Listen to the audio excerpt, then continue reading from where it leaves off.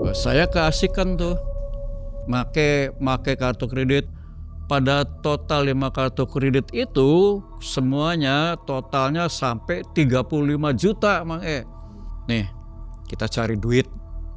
Gini, duitnya duit gaib.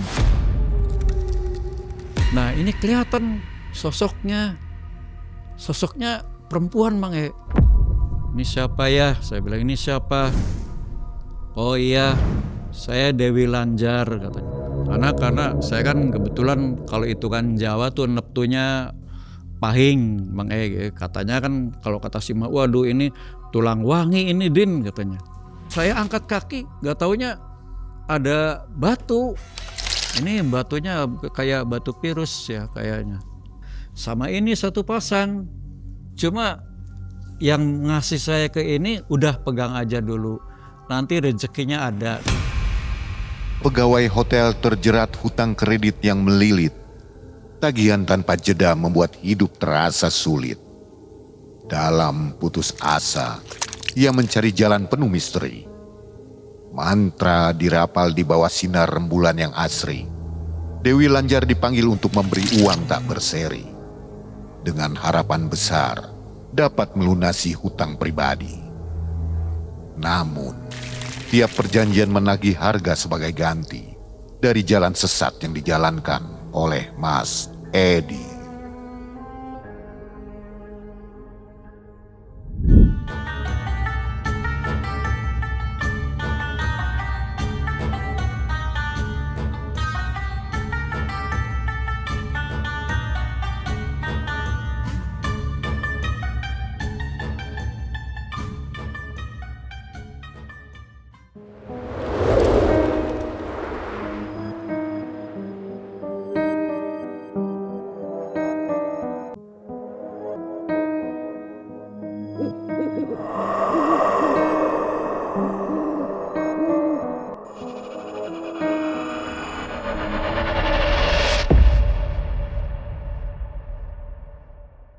Assalamualaikum warahmatullahi wabarakatuh. Waalaikumsalam warahmatullahi wabarakatuh. Selamat malam sobat Malam Mencekam yang setia menunggu tayangan Malam Mencekam. Hari ini Mang Edi dan tim sudah berhasil mendatangkan seorang narsum nih. Namanya Mas Edi. Apa kabar Mas Edi? Alhamdulillah Sehat ya? sehat, insya Allah sehat. Mang baik. Alhamdulillah sehat juga. Sehat Mang ya. Dan sobat di rumah mudah-mudahan selalu sehat dan rezekinya juga melimpah ya. Selamat Amin. berbuka puasa. Mudah-mudahan Amin. ibadah puasanya diterima oleh Allah Subhanahu wa taala. Dan kita nanti sampai di hari raya Idul Fitri ya. Siap-siap yang mau dapat THR. Yang belum punya THR ngumpulin dari sekarang buat mudik. Didoain dapat ya. Baik Amin. sobat. Mas Edi ini punya pengalaman tahun 2007 ya. Ya betul 2007 Mang. 2007 waktu itu Mas Edi terhimpit hutang katanya. Iya betul. Dan akhirnya panik, Pikiran pikiran gak sehat ya, akal gak sehat. Ya, jadi kalang kabut lah, jadi mengganggu konsentrasi kerja, udah gak karuan aja gitu pikirannya Bang. Akhirnya memilih jalan cepat. Milih jalan cepat, cari jalan instan. Oke. Nah nanti kita dengarkan bagaimana pengalaman Mas Edi ini. Mudah-mudahan jadi pembelajaran untuk kita semua ya. Mas Edi kegiatannya apa ini? Sekarang karena sudah nggak bekerja, karena sudah di luar usia produktif ya. Oh gitu Saya ya. coba berusaha gitu. Saya lagi mau merintis ini tambak ikan air tawar. Waduh, Sama mantep nih. teman-teman. Balong gitu, balong. Balong ya. Apa rencananya ikan apa ini? Rencananya baru ikan nila Nila. rencananya ya. Yang Nila merah ya? Nila merah, nila Iya. hitam. Kebetulan Mang Edi juga suka kolam, suka nila nih. Iya. Kemarin baru panen, waduh ngobrol kita ya. Dan sobat di belakang ada seekor burung cantik nih, perkutut yang kita pelihara pemberian dari Mas Nasim. Namanya si Kliwon. Dan Kliwon akan terus mendengarkan kisah-kisah para narsum juga ya. Dan video penyerahan atau pemberian hadiah dari Mas Nasim ada di sini nih. Nanti ditonton juga ya.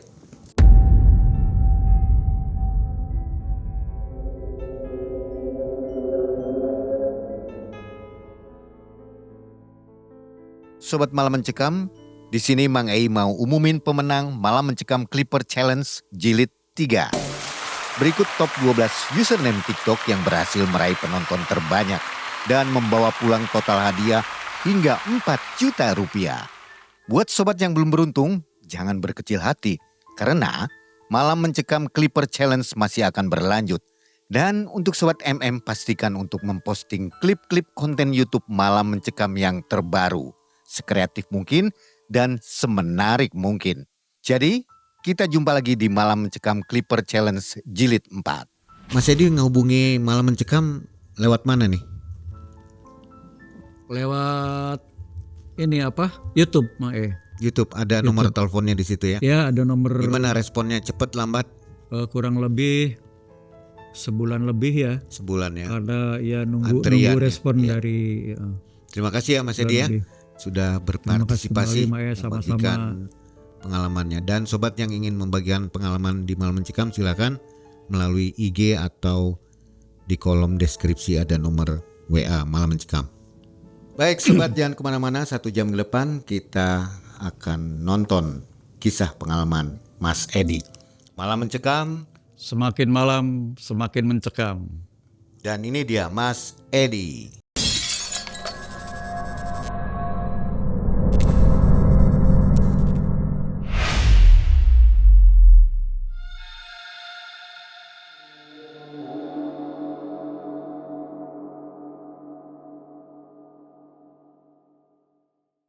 Kejadiannya tahun 2007 itu, Mang E. Jadi saat itu saya masih status sebagai pekerja. Saya bekerja di sebuah perusahaan swasta yang bergerak di bidang pariwisata, perhotelan dulu ya. Saya suatu ketika merasakan gaji pendapatan dari hasil saya bekerja ini saya rasa kurang. Saat itu saya pengen kok rasanya kayak orang lain gitu kan. Bisa ngajak jalan anak, bisa nyenengin keluarga. Ya intinya saya pengen seperti itulah. Nah kemudian satu saat ada temen yang nawarin aplikasi kartu kredit itu dulu Mang E. Jadi Lagi saya musim pikir, dulu ya. ya jadi awalnya saya coba satu lah. Saya pikir bisa untuk alternatif untuk tambal sulam memenuhi kebutuhan hidup. Saya juga kan berkeinginan membahagiakan anak istri gitu kan. Akhirnya ya saat itu di-apply di ACC. Saat itu kan tahun segitu lagi gencar-gencarnya kartu kredit itu Mang ya. Di wilayah kita ini banyak sekali sales dari perbankan menawarkan produk kartu kredit. Akhirnya saya disetujui satu buah kartu kredit dari sebuah bank A lah saya sebut gitu kan ya. Dapat limit berapa itu? Itu limit baru awal 2 juta. Wah saya senang sekali saat itu Mang. Senang banget dapat dapat uang buat bisa tambahan gitu kan. Berjalan lah itu kan karena kalau kartu kredit itu kan ada pagu kreditnya Mang ya. Pagu kredit itu kan 2 juta itu kan kita nggak bisa lebih. Saya keasikan tuh make kartu kredit, gesek lagi belanja ke mall-mall yang saat itu baru bermunculan di tempat saya. Begitu terus siklusnya. Akhirnya kan kalau itu kartu kredit kan setiap bulan itu kan ada jatuh tempo tagihan. Nah mulai itu sekali 2 kali. Akhirnya mau nggak mau karena saya nggak punya pendapatan lain dari hasil gaji itu, ya mau nggak mau kan jadi gaji saya yang terpotong untuk membayar kartu kredit tersebut kan. Karena kartu kredit itu saya gunakan secara konsumtif.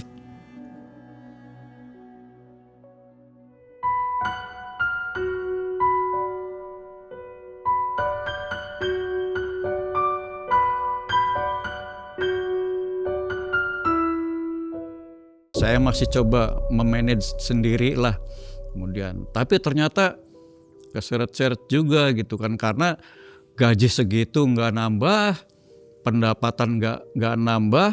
Dari situ saya ya sudah mulai goyah. Secara kebetulan datang lagi orang yang menawarkan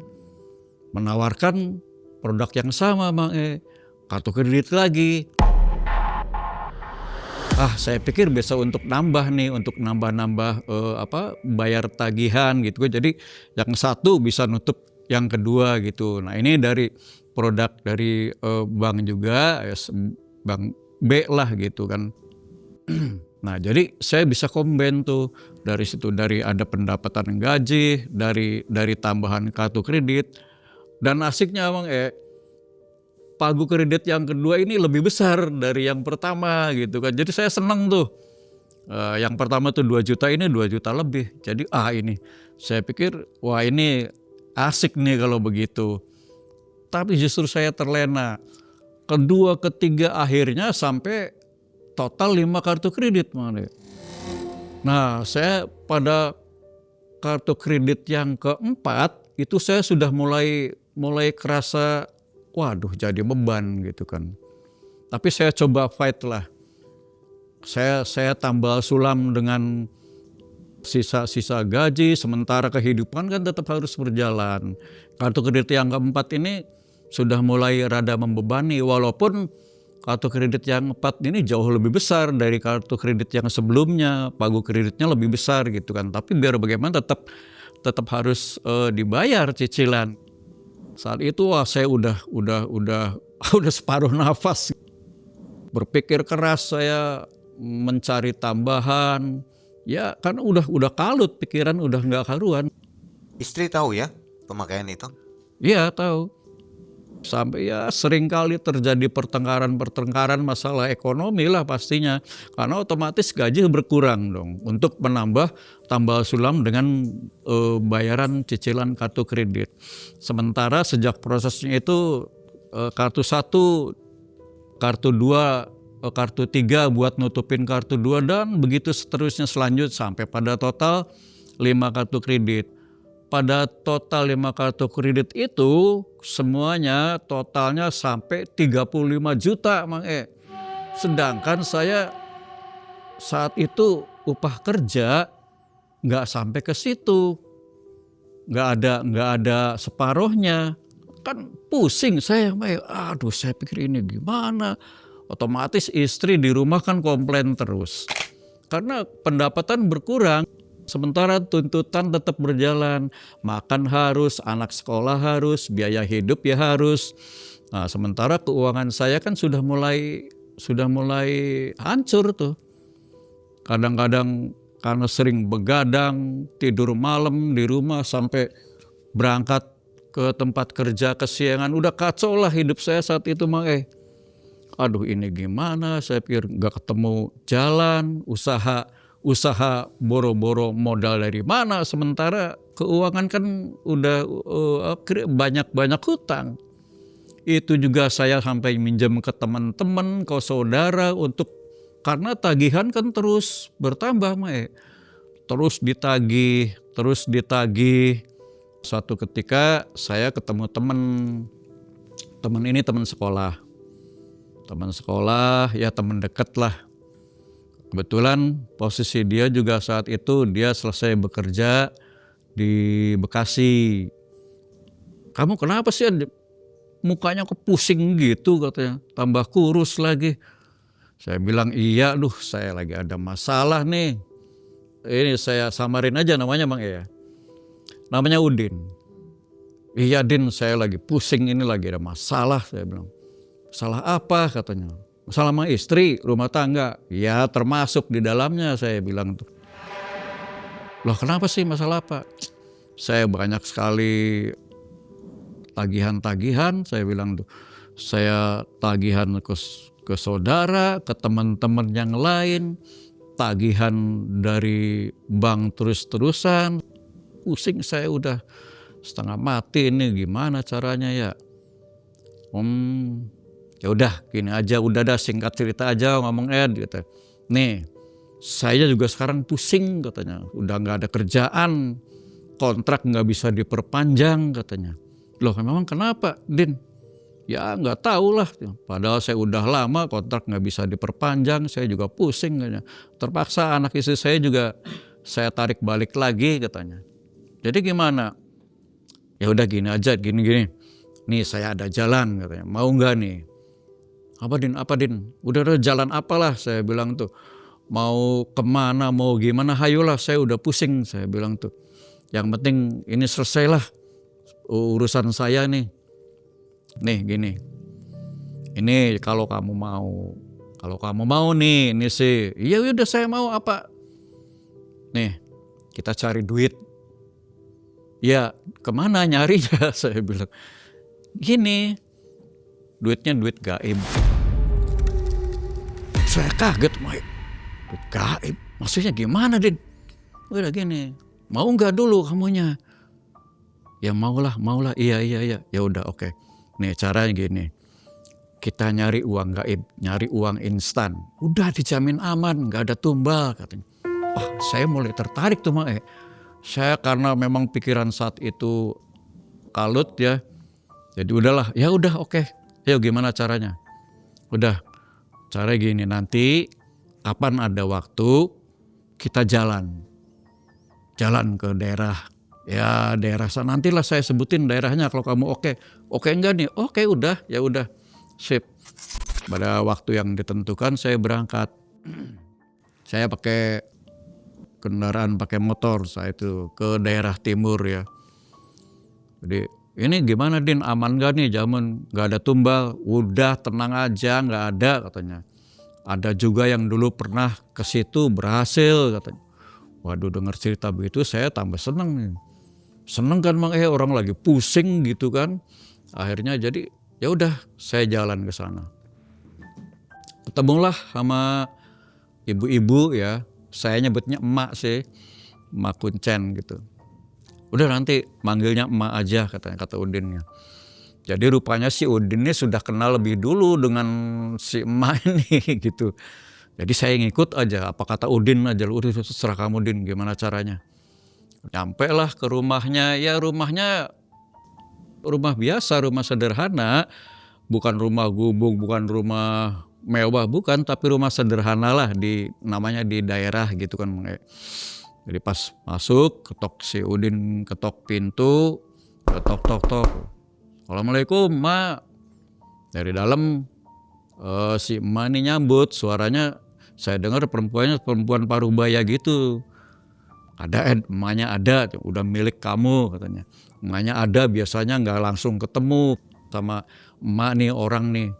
Ya udah, nanti setelah saya ngomong pembukaan baru kamu ngomong ke emaknya langsung, terbuka aja, to the point katanya. Din, kemana aja kamu, kata emaknya. Baru kelihatan lagi. Sama siapa Din? Ini Mak, sama temen dulu, temen main, temen sekolah. Oh iya, masuk. Duduk di ruang tamu lah sama si Udin.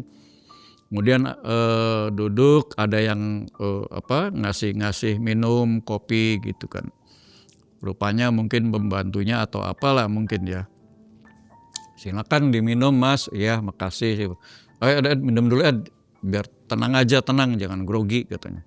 Iya Din, saya gemeter Din, deg-degan. Ya udah jangan gemeter, tenang aja katanya. Kan kamu cari solusi. Iya Din, ya udah oke. Oh iya Mak, ini kenalin Mak, ini temen sekolah dulu ya, temen main juga. Namanya Edi.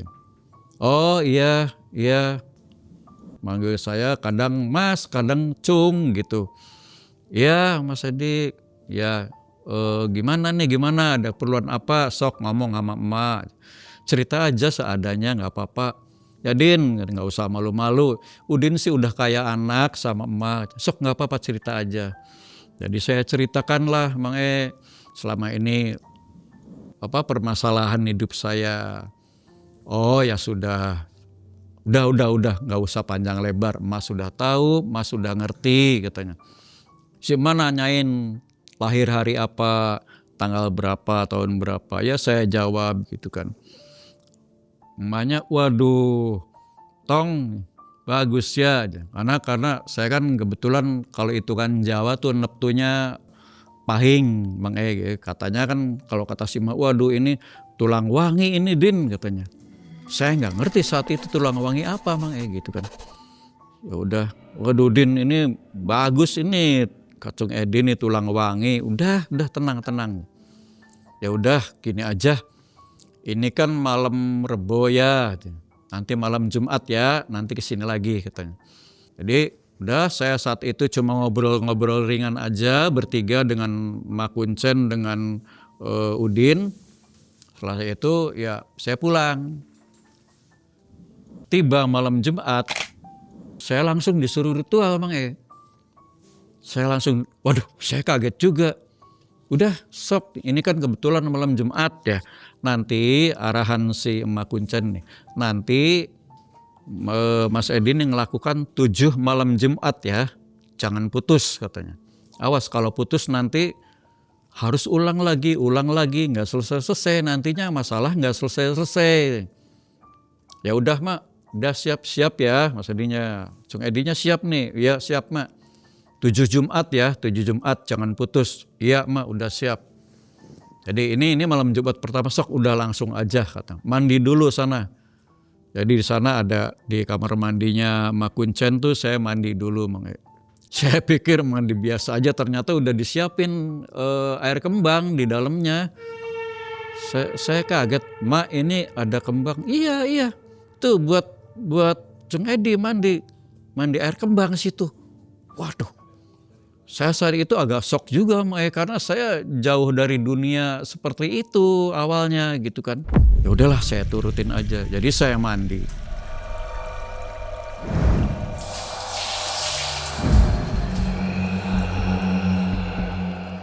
Udah mandinya Mas katanya.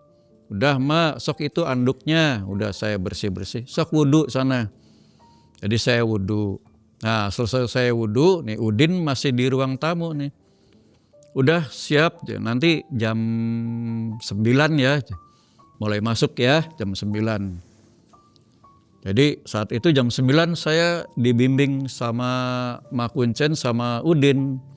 Masuk ke sebuah ruangan di belakang rumahnya Mak Kuncennya Mang E. Nah, itu ruangan itu di bawah pohon besar. Gak tahu itu pohon apa itu, karena yang saya lihat belakang rumah Mak Kuncen itu kesananya kebon. Din diantar Din katanya. Ayo Ed, udah nurut aja. Yang penting masalah kamu selesai. Ya Din, iya siap, ayo. Udah siap ya, siap. Sok pakai sarung katanya, diganti celananya, ganti sarung. Din ambilin sarung katanya. Jadi saya pakai sarung Mang E. Saat itu saya masuklah ke ruangan. Di sana di ruangannya ada benda-benda pusaka Mang E. Ada tombak, ada keris, kemudian ada kayak ukiran-ukiran kayu gitu kan, ukiran-ukiran kayu yang kayak di keraton-keraton, tapi ini udah tua kelihatannya gitu kan. Ada di temboknya tuh ada kain-kain yang kain warna-warna itu, ada warna merah, kuning, sama putih. Itu kainnya yang kalau yang di pojok empat pojok ruangan itu kain batik lurik Mang E. Dengan lihat begitu, aduh saya deg-degan. Udah sok kata emaknya, udah masuk. Oh duduk nanti di sini ya. Ingat kan bacaan yang emak kasih tadi. Jadi saya dikasih bacaan untuk wirid di situ Mang E. Ingat kan, Udin sih nggak usah katanya. Udin nggak usah ikutan bacaannya Mas Edi. Udin sendiri. Udin nanti damping aja. Iya Mak, ingat ya bacaannya jangan salah. Iya Mak. Jadi pas saya pikir mau bertiga Mak, gak taunya emaknya keluar, lampunya dimatiin.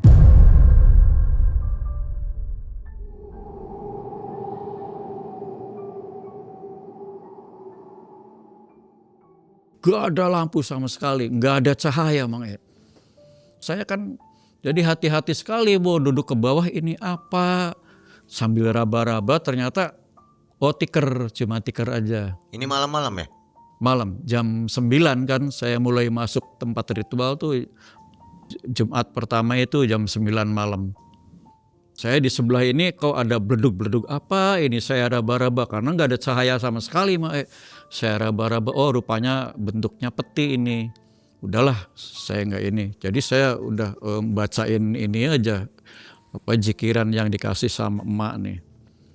Kira-kira mungkin jam 1-an atau setengah 2 gitu. Saya pegel juga Mang kan karena awal pertama kali seperti itu gitu kan. Jadi saya tahan-tahan aja, ngantuk ya ngantuk. Terus pintu digedog, ada yang gedog pintu nih, pintu tempat kamar itu dong dong dong dong. Udah Mas Edi, Mas Udin, udah dulu katanya. Jadi ritual pertama itu nggak ada apa-apa Mang. Berapa jam itu? Itu dari jam 9 sampai setengah 2-an Mang. Pertama tuh ritual tuh. Setelah ritual saya dibawa sama emaknya ke ruang tamu lagi yang awal kita ngobrol. Udah katanya kalau mau pulang, kalau mau di sini sambil nunggu tanggung kan subuh katanya. Ya udah Mak, di sini aja ya Mak. Pulang juga di jalannya malam. Ya udah sok sini aja, cuma masih tidur ya aja. Udah Din, mau makan di sana Din. Belakang tuh bikinin kopi katanya buat Mas Edi. Jadi saya nunggu selesai adzan subuh, kita sholat subuh, selesai subuh kita pulang lah.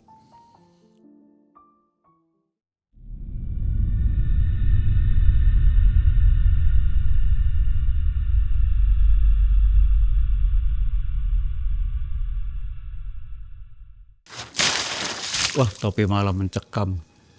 Bagus pakai Bah, bisa nutupin jidat saya yang lebar nih. Keren kan? Ritual kedua. Karena saya sudah ada dasar pengenalan pada awal ritual pertama, ya saya ritual kedua agak tenang gitu. Berarti ini pulang dulu ke rumah ya? Pulang dulu. Minggu depannya datang lagi? Ya pulang. Jumat berikutnya, Jumat keduanya saya datang lagi ke rumah emaknya sama Udin, tetap diantar. Itu harus nginep kalau di Sima kan? Enggak nginep. Pulang pagi? Pulang pagi. Tetap bekerja berarti ya? Tetap, iya. Karena saya masih sebagai karyawan Mang. Istri tahu nggak? Saya ritual. Istri nggak tahu Mang. Nggak tahu ya? Nggak tahu.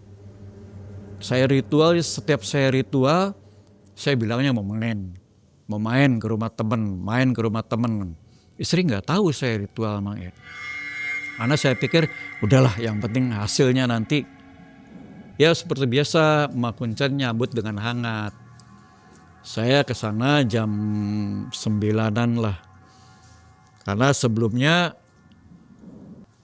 si Udin nih ngasih tahu nanti Jumat kedua jangan sore kita mulai ritualnya jam 12 katanya. Jam 12 mulai masuk, jadi saya pikir ya agak santai lah.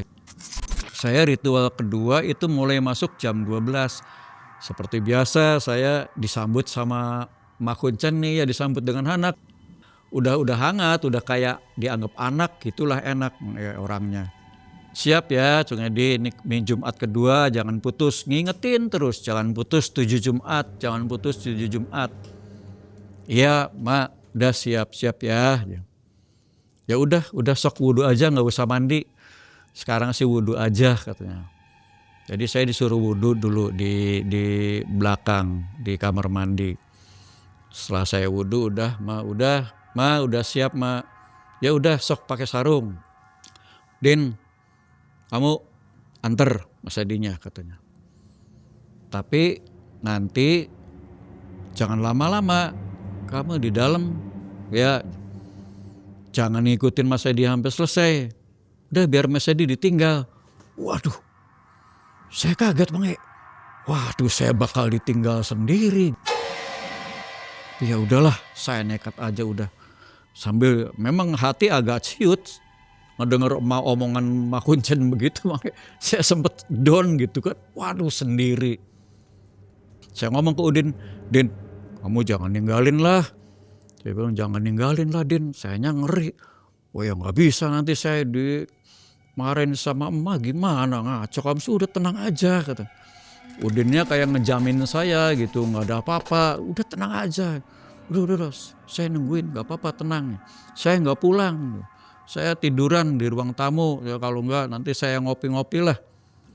Begitu masuk jam 12, masuk ke ruangan. Kali ini emaknya nggak ikut ke ruangan itu, berdua sama Udin aja. Masuklah saya ke ruangan sama si Udin. Saya lihat itu lampu belum dimatiin Mang E. Saya lihat, oh iya yang kemarin saya pegang ini peti. Ya peti ukurannya panjangnya 2 meter lah. 2 meter, kira-kira 2 meter, lebarnya kurang lebih berapa ya, 60 atau 90 cm lah gitu lebarnya. Udah Ed, kamu di situ katanya. Kata emaknya tadi suruh duduk di tempat kemarin. Jadi saya duduk di tempat ritual pertama, sebelahnya peti itu Mang E. Akhirnya ya udahlah, terpaksa juga saya. Udin matiin lampu tuh. Mang E udah duduk situ. Setelah saya duduk, Udin, waduh gelap Mang E. Waduh, ini Udin udah nggak ada. Cuma hati saya takut, cemas, ya campur aduk lah. Cuma saya pikir satu pikiran saya udah, yang penting sayanya gimana caranya dapat uang gitulah. Jadi saya udah mulai itu Mang E. Mulai jam 12 kan saya bacain doa yang dari Ma Kuncen itu. Kurang lebih sekitar kalau ya 1,5 jam, sekitar 1,5 berarti Mang ya, sekitar 1,5 lah ya. Itu di pojok ruangan itu kayak ada bayangan. Ruangan kan gelap Mang ya, saya ngelihat tangan sendiri aja nggak kelihatan. Ini agak ada sinar gitu. Loh kok ada sinar? Saya bilang sinar apa itu? Tapi Mang lama kelamaan kelihatan wujudnya. Itu wujudnya itu Mang, wujudnya apa ya, orang ya, orang parubaya gitu, cuma bukan kulit daging kayak kita begini, itu kayu, kayak kulit kayu keriput gitu tuh. Saya bacain, saya bacain tambah kencang, tambah ngedeket. Nggak taunya sampai mukanya aja Mang, ke muka saya. Wah, saya kaget kan, walaupun bacaan itu sampai saya berhenti bacaan. Saya kaget gitu, Mak. Aduh, wah jantung saya deg-degan, Mak. Itu apa tadi? Terus hilang, Mak. Setelah saya kaget tuh hilang dia. Mukanya seperti apa? Mukanya serem, Mak. Ya muka kalau kita buka begini, tengkorak tulang melulu ya. Kita begini ada daging, ada kulit. Itu kayu. Kayu aja kayu, mukanya kerut-kerut kayu gitu sambil nyengir gitu tuh.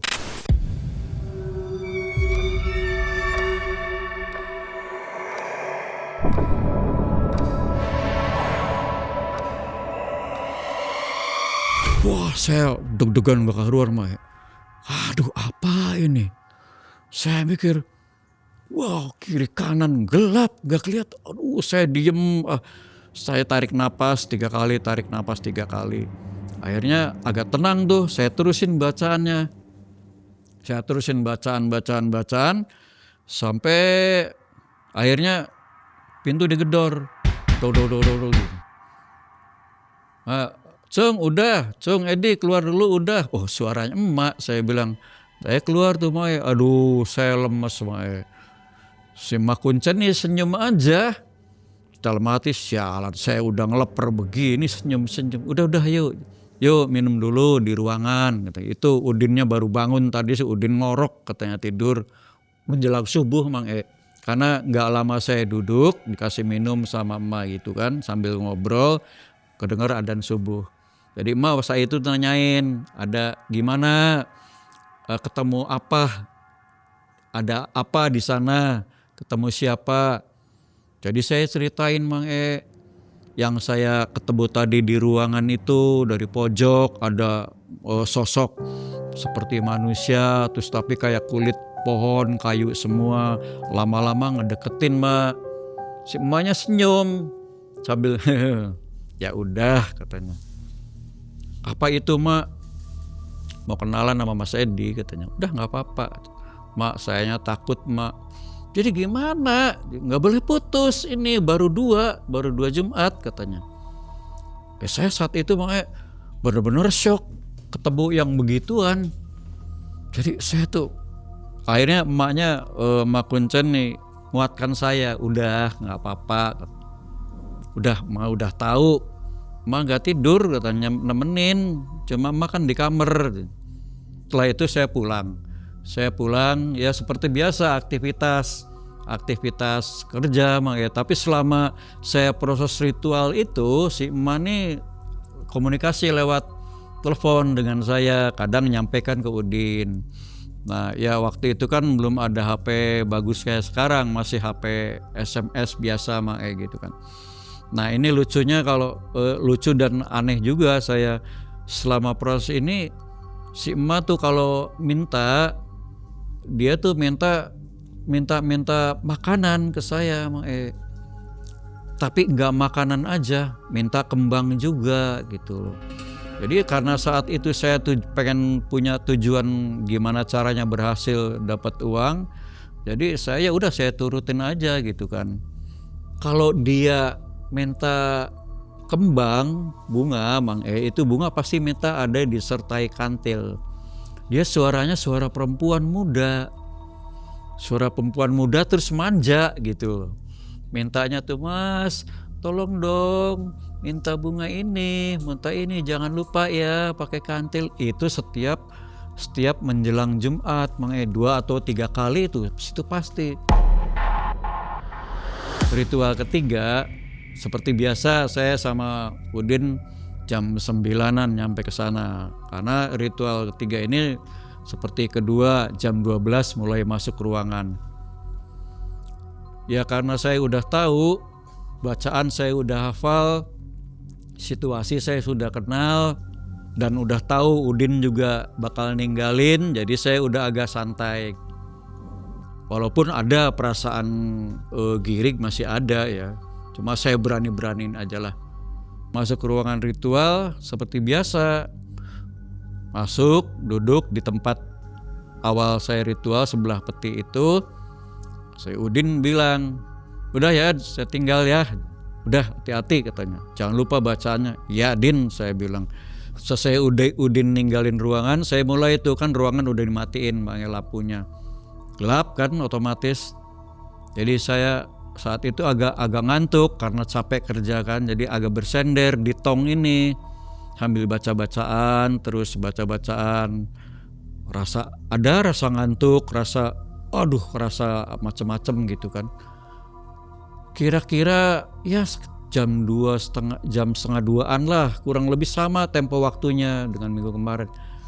Nah itu di sudut yang kemarin muncul cahaya itu. Saya yang tadinya agak bersandar di tong agak tegak. Gitu apa itu? Cahayanya kuning pertama kuning pucat gitu ya. Lama-lama kuning keemasan. Saya pikir, loh ini apa? Sampai saya lupa bacaan Mang. Saya ingat lagi, baca lagi. Udah saya diem aja. Saya bacain terus. Nah ini kelihatan sosoknya perempuan Mang. Dia tadinya burem gitu ya. Saya bacain dalam hati saya bacain terus. Lama-lama dia ngedeket. Aduh baunya wangi banget Bang. Baunya wangi banget. Saya belum pernah nemuin nyium parfum kayak gitu loh. Sosoknya perempuan. Pakai kain apa ya, kayak pengantin Jawa perempuan gitu kan, yang sedada segini. Cuma kainnya kain lurik, batik lurik gitu. Terus dia pakai selendang warna emas.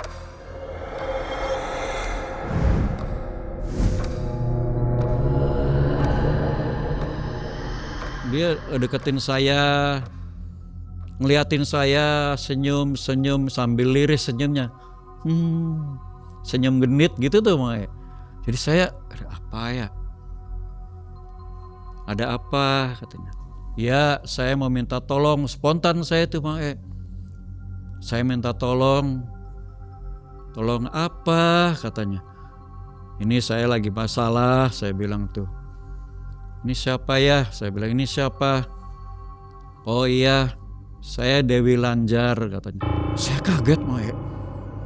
Suaranya halus banget, lembut banget. Saya dengar persis, saya Dewi Lanjar. Saya kaget. Oh iya, Nyi Dewi, saya bilang Nyi Dewi. Nyi Dewi, saya minta tolong. Saya dalam masalah, bantu saya. Nggak bilang iya, nggak bilang enggak. Cuma dia senyum aja. Terus agak agak mundur, agak jauh.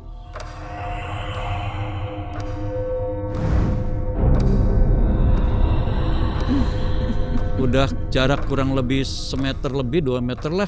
Dia berdiri aja, natap saya terus. Natap saya sambil senyum gitu. Saya terpaku kan, Mang ini apa? Saya tapi dengan nyebut nama Dewi Lanjar itu saya agak agak nggak begitu asing. Saya sering baca-baca di media gitu kan. Jadi saya, oh ini Dewi Lanjar. Setelah dia berdiri tertegun gitu, saya tunduk terus hilang, Mang udah. Terus hilang, gelap lagi, cuma bau wanginya itu yang nyisain nggak hilang. Agak tenang, Mang saya agak tenang, jujur saat itu agak tenang. Jadi saya lanjutin baca sampai akhirnya kedengeran pintu diketok. Ed, suara Udin, saya bilang, Ed, udah keluar Ed, udah katanya. Udah ditungguin Mak. Udah bagus, saya bangun dari duduk saya, udah.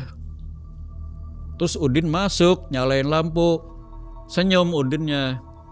Saya begitu selesai ketemu itu, duduk di ruang tamu sama Emak, sama Udin. Seperti biasa, Emak Kuncen nanyain, ada apa? Ketemu siapa tadi di sana? Saya bilang, kok Emak udah tahu pertanyaannya gitu kan?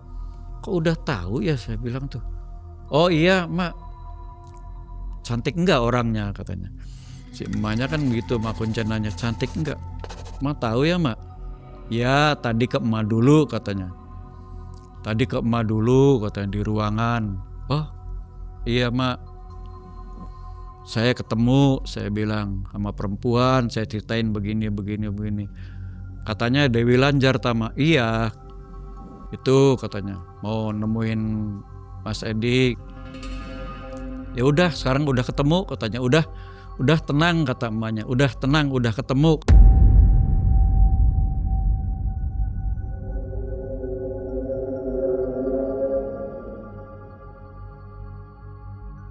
Seperti biasa, selanjutnya ritual kan kata emaknya sampai 7 Jumat, Mang Jadi kan mau nggak mau saya harus ngikutin. Itu ketiga, keempat saya seperti biasa, cuma keempat nggak ada apa-apa, biasa aja. Kelima juga nggak ada apa-apa lagi, saya bilang. Nggak ada yang datang sama sekali. Nggak ada yang datang, Mang Ngantuk aja saya, cuma ya mau nggak mau saya udah kepalang basah kan jalanin itu.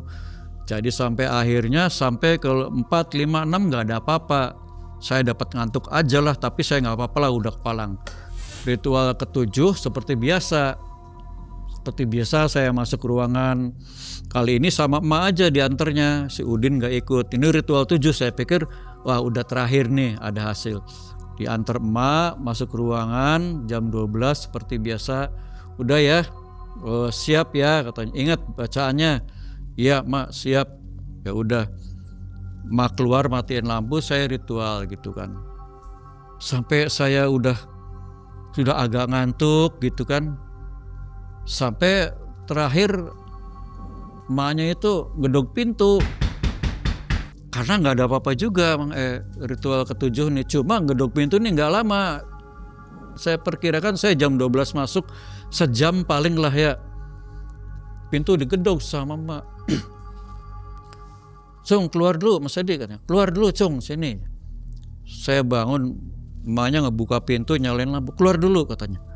Loh, saya kaget, emak nih agak marah. Keluar dulu katanya. Ini ritual ke-7 nih harusnya dapat. Cung Edi nih udah ketemu.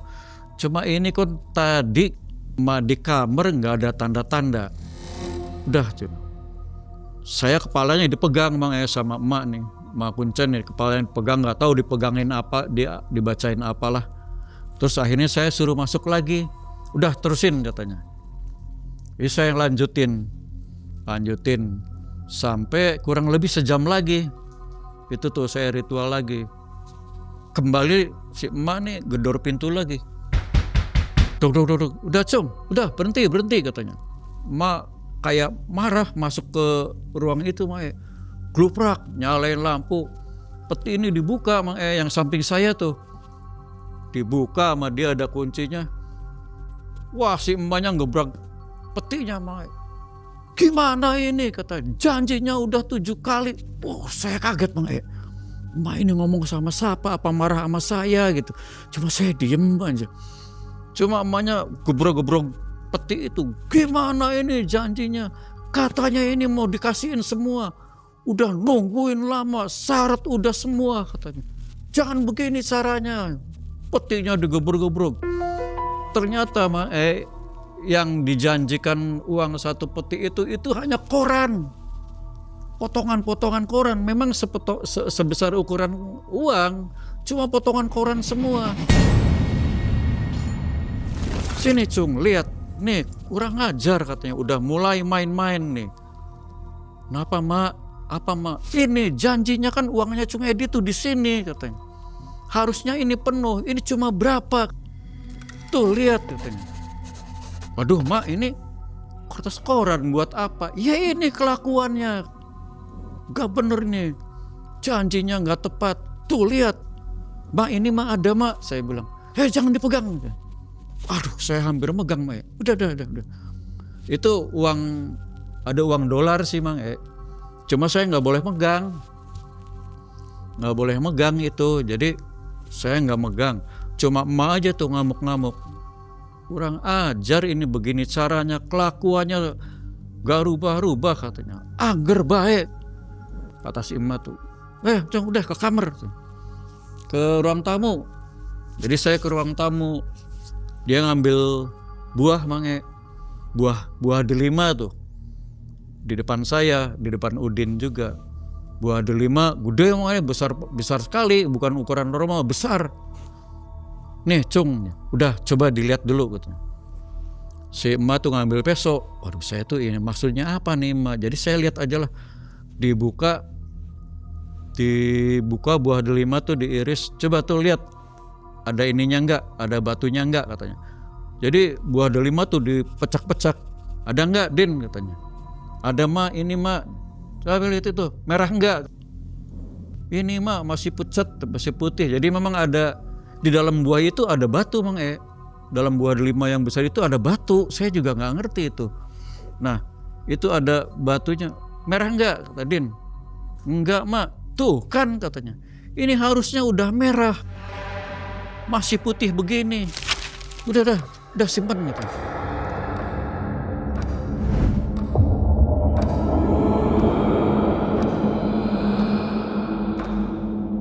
Saya dipegang gini, diusap-usap kepalanya Mang.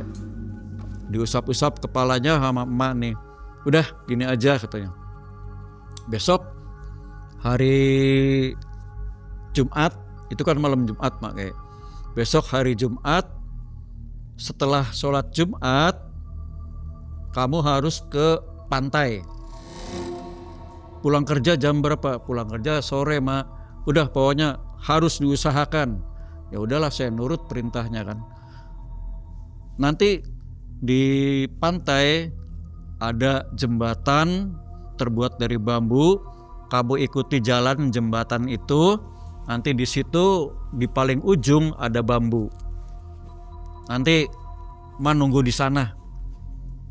Jadi saat itu saya setelah sholat subuh dari rumah emak kuncen pulang Mang. Saya pagi aktivitas ke kantor, sebentar saya keluar izin ke kantor. Saya bilang ada keperluan keluarga. Ya saya itu alhamdulillah bos mengizinkan saya. Saya langsung ke pantai Mang.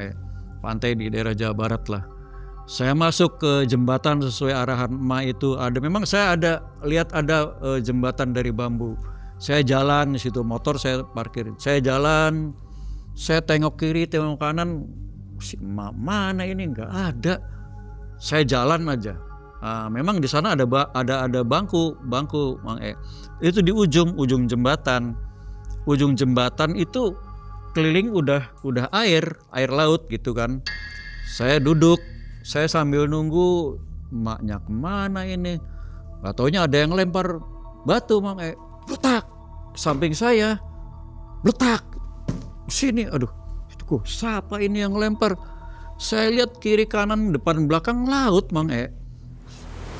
Saya lihat, oh batu. Saya pegang batu.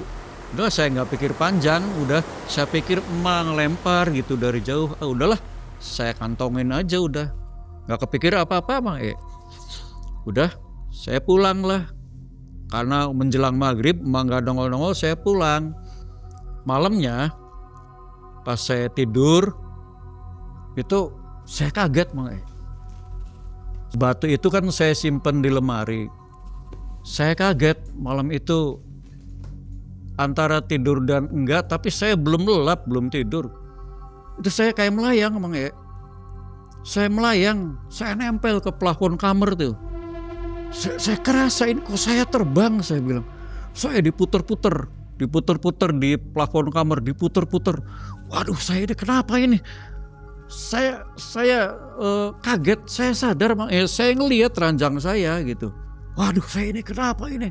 Nggak tahu, nggak lama setelah puter-puter itu, dos, saya nembus genteng. Malam itu saya ngelihat, wah saya terbang. Layang aja jalan, layang gitu. Saya lihat rumah saya, rumah tetangga. Makin cepat saya jalan, makin cepat. Jadi luar wilayah perumahan saya itu. Saya kelihatan begitu, saya takut Mang E. Saya kayak sadar gitu, kayak ada yang manggil, Edi gitu tuh. Jadi saya, wah pulang gitu. Saya bleng gitu. Kerasa saya harus sampai. Waduh, saya kenapa ini? Kemudian saya laporan ke Makuncen. Terakhir Makuncen juga nyuruh saya lagi. Makuncen ngasih tahu ke saya, udah katanya, kamu kayaknya gagal. Dari ritual ini buktinya peti itu isinya kertas koran aja. Udah sekarang gini aja, ini upaya terakhir. Upaya terakhir emak mau ngebantu Mas Edi katanya, menyelesaikan masalah. Iya Ma, gimana Ma, udah terserah. Kata emak, besok kamu ke daerah perbatasan Jawa Tengah Jawa Barat. Nanti emak duluan di sana, kamu jalan sendiri aja sama Udin. Saya di sana suruh tirakat lagi Mang E. Saya masuk kayak ada bukit ya, cuma kayak ada pintu gua gitu kecil. Sampai masuk juga harus menunduk. Saya dibimbing emak, udah kamu ini upaya terakhir, nista maja utama kata emaknya. Udah biar bagaimana, kamu milik kamu nggak berhasil ya sudah, pokoknya emak sudah upaya membantu. Akhirnya saya masuklah ke situ, masuk ke gua itu Mak. Bacaannya ditambah ini agak berbeda, cuma gampang lah saat itu saya ingat. Saya ritual seperti biasa, baca doa. Kalau ini agak sore Mak, itu setelah maghrib. Masuk ke gua itu ya, setelah maghrib. Jadi saya langsung masuk. Saya baca. Nah ini saya kaget lagi. Itu padahal pertama saya masuk gua itu mentok Mak, udah nggak ada ruangan lagi. Di depan saya tuh tanah. Saya duduk bersila. Gak taunya ada suara manggil saya. Nak, saya nengok siapa, nggak ada orang. Saya bilang tuh, saya diem aja. Nak, nyari apa katanya. Saya mulai, apa ini? Nak, nyari apa? Saya tengok kiri kanan, ternyata ada di kiri. Orangnya ada di kiri Mak. Nah orangnya ini senyum, kulitnya bersih, pakai baju lurik gitu ya, lurik Jawa gitu, ikat belangkonnya belangkon Jawa. Dia senyum, mukanya tuh teduh, nyari apa Nak? Saya kaget. Kalau saya berpikirnya itu orang gitu kan, karena wujudnya ya saya lihat orang gitu kan. Saya mau minta tolong, udah pulang aja kata. Jangan kesini, pulang aja, kamu pulang aja kata. Gak baik begini tuh kata. Nanti rezeki kamu ada kata. Nanti rezeki kamu ada. Sudah sabar, kamu pulang aja dulu. Jangan lama-lama di sini katanya. Bersabar aja. Udah gitu akhirnya ya udah. Sosok itu udah menghilang. Saya kan karena duduk bersila Mak. Ini lama-lama lutut saya panas. Saya angkat kaki, gak taunya ada batu. Ini batunya nih Mae. Ada batu sama 2 ini nih Mae. Saya dapatnya malah ini. Tuh. Ini batunya 2 pasang sama ini. Dapatnya yang ada di lutut saya. Sama batu ini. Ini batunya kayak batu pirus ya kayaknya. 1 pasang ini, besar sama kecil. Sama ini 1 pasang. Nah, saat ini saya belum mencapai tujuan mendapatkan uang. Cuma yang ngasih saya ke ini udah pegang aja dulu. Nanti rezekinya ada. Saya saat itu belum ngerti pegang dulu apa. Udah pegang aja dulu. Jadi saya pegang ini, saat ini masih saya pegang gitu. Ya saya simpen terus ini. Nah dari selama pertemuan itulah saya sering dimimpiin orang itu juga yang ngasih ini. Oh ini ya 2 ya? Oke. Ini batunya. Sebentar Pak. Batunya sih batu kayak, kalau kata saya sih batu biasa ini tuh ya, banyak di pasaran juga. Cuma kan cara dapetinnya itu yang amazing sayanya gitu kan. Jadi saya simpen.